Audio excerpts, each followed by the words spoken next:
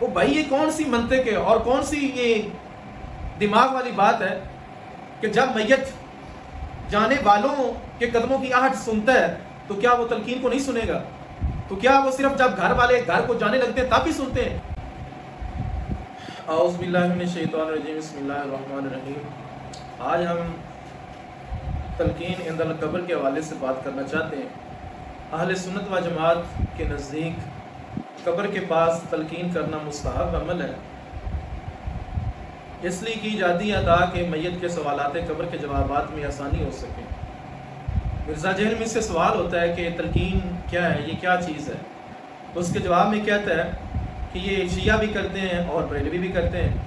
تلقین والا کیا چکر ہے؟ یہ شیعہ بھی کرتے ہیں، شیعہ بھی کرتے ہیں، بریلوی بھی کرتے ہیں۔ تو ہم پوچھنا چاہیں گے کہ شیعہ میت کو دفن کرتے ہیں تو کیا اہل سنت و جماعت وہ ترک کرتے ہیں اس کو؟ شیعہ اہل بیت سے عقیدت اور محبت کا اظہار کرتے ہیں تو کیا اہل سنت و جماعت اس محبت اور عقیدت کو چھوڑ دیں؟ اور سوال کے جواب میں کہتا ہے کہ یہ لوگ کہتے ہیں، یہ ہمیں خود بتاتے ہیں کہ دفنانے کے بعد جب لوگ جانے لگتے ہیں تو میت ان جانے والوں کے قدموں کی آہٹ سنتا ہے۔ تو اس کا مطلب یہ ہے کہ جب تک کوئی ایک بندہ بھی قبر پر موجود رہے گا تو فرشتے تو نہیں آئیں گے۔ تو طاہر القادری صاحب قبر کے پاس کھڑے ہیں تو فرشتے کیسے آ گئے؟ تو پھر وہ سوال کرنے والا کہتا ہے بھئی حدیث تو ہے نا، کہتا ہے حدیث اس طرح نہیں ہے، حدیث میں یہ ہے کہ دفنانے کے بعد وہ میت دفنانے والوں کے جانے والوں کے قدموں کی چاپ سنتا ہے۔ ایک طرف یہ خود کہتے ہیں کہ جب مردے کو دفنا کے جاتے ہیں، بخاری میں حدیث ہے، تو وہ قدموں کی چاپ سنتا ہے۔ اس کے بعد یہ بڑی عجیب سی حدیث نہیں ہے؟ نہیں، کوئی اب حدیث ایک بندہ قیامت تک وہاں کھڑا رہے، اس کو عذاب ہی نہ نہیں نہیں، یہ کہتے ہیں، ہم نہیں کہتے ہیں، میں نے بار بار کہہ رہا ہوں یہ کہتے نہیں، ہیں۔ لیکن آپ کہہ رہے ہیں حدیث تو ہے نا۔ وہ حدیث شریف میں اس طرح نہیں ہے۔ حدیث شریف میں یہ ہے کہ جب مردے کو دفنا کے جاتے ہیں لوگ، وہ جانے والوں کے قدموں کی آہٹ سنتا ہے۔ جی وہ تو ہے، ٹھیک ہے نا جی؟ اور جو حدیث دکھا رہا ہے اس میں اسی طرح ہی ہے، وہ بہو جس طرح اس نے پہلے اس کی نفی کی کہ یہ لوگ کہتے ہیں، لوگ جس طرح کہتے ہیں اسی طرح کی وہ حدیث بھی دکھائی جا رہی ہے اور ساتھ اس کی نفی بھی کر رہا ہے۔ اس کی ترجمانی یوں ہی ہو سکتی کہ انی ڈالتے دبی چل۔ اور یہ ذرا آپ بتائیں نا، کس نے کہا ہے کہ جب تک کوئی ایک بندہ بھی قبر پر موجود ہوگا فرشتے نہیں آئیں گے؟ حدیث پاک میں سمائے موتا کی بات کی جا رہی ہے۔ وہ بھائی یہ کون سی منطق ہے اور کون سی یہ دماغ والی بات ہے کہ جب میت جانے والوں کے قدموں کی آہٹ سنتا ہے تو کیا وہ تلقین کو نہیں سنے گا؟ تو کیا وہ صرف جب گھر والے گھر کو جانے لگتے ہیں تب ہی سنتے ہیں، تب ہی میت جو ہے وہ آواز سنتے ہیں، قدموں کی چاپ سنتے ہیں؟ تو کیا جب اس کے وقت اس کی قبر کے پاس کھڑے ہوتے ہیں، کوئی ورد وظیفہ کر رہے ہوتے ہیں، درود شریف پڑھ رہے ہوتے ہیں، کلمہ پڑھ رہے ہوتے ہیں، کیا اس وقت وہ نہیں سنتا؟ یا پانی اس پہ ڈال رہے ہوتے ہیں، ادھر ادھر حرکت کر رہے ہوتے ہیں لوگ اس کی قبر کے پاس، تو اس وقت وہ نہیں سن رہا ہوتا؟ رہ گئی بات کہ لوگوں کی موجودگی میں فرشتے قبر پر آتے ہیں یا نہیں آتے، اس حوالے سے چند ایک حدیث مبارکہ ہیں۔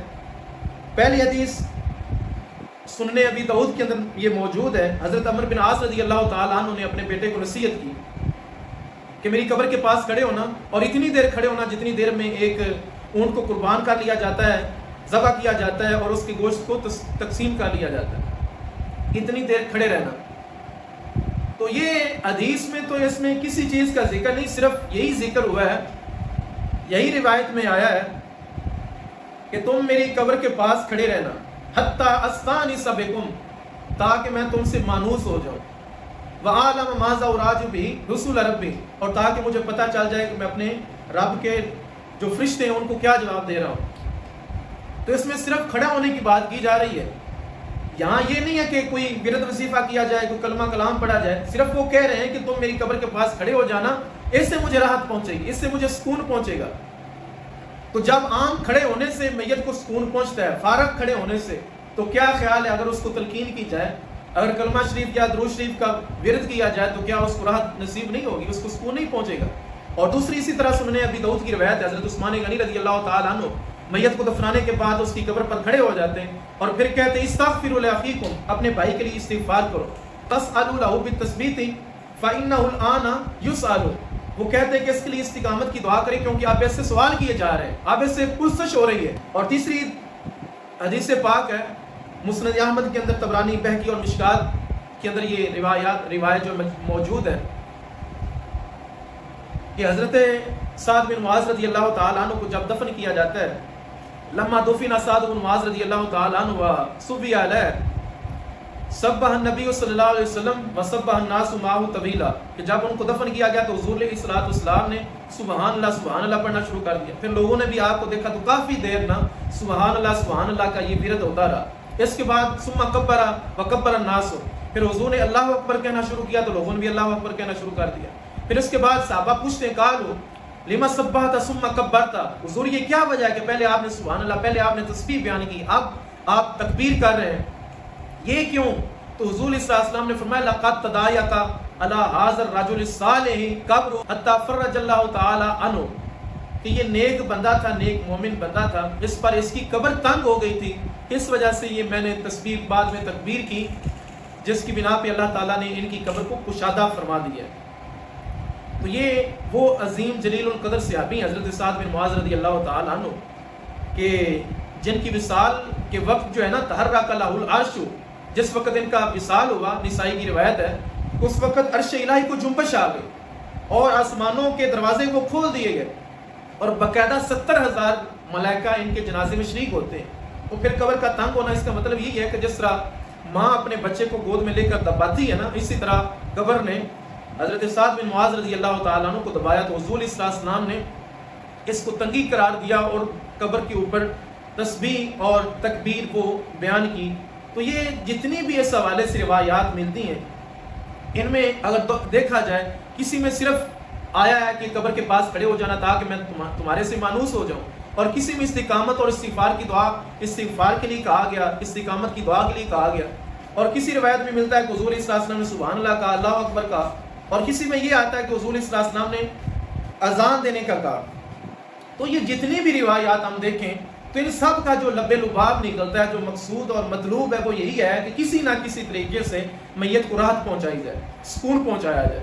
جیسے کہ ولا تقل لهما اف ولا تنهرهما، کہ والدین کو اف تک نہ کہو. اف نہ کہنے کا مطلب یہ نہیں کہ اف نہ کہو باقی سب کچھ ان کو کہتے رہو، اف نہ کہو تو مطلب ان کو سکون پہنچاؤ، ان کو راحت دو، ان کو اذیت نہ پہنچاؤ. اسی طرح یہ میت کے حوالے سے مختلف روایات ہیں. ان روایات کا مقصود اور مطلوب یہی ہے کہ کسی نہ کسی طریقے سے، چاہے میت کے لیے استغفار کر کے، چاہے اس کے لیے دعا استقامت کر کے، چاہے اس کے پاس کھڑے ہو کے، چاہے اس کو تلقین کر کے، کسی نہ کسی طریقے سے اس کو راحت پہنچانے کی کوشش کرو. قبر پہ اگر آپ بیٹھتے ہیں، کسی شخص کے لیے قبر کے اوپر بیٹھ کے نہیں، سائیڈ پہ بیٹھ کے، مرنے کے بعد دفنانے کے بعد بیٹھے رہیں وہاں پہ 2-2.5 گھنٹے دعائیں کریں، ہم تو قائل ہیں، سارے قائل ہیں اس کے.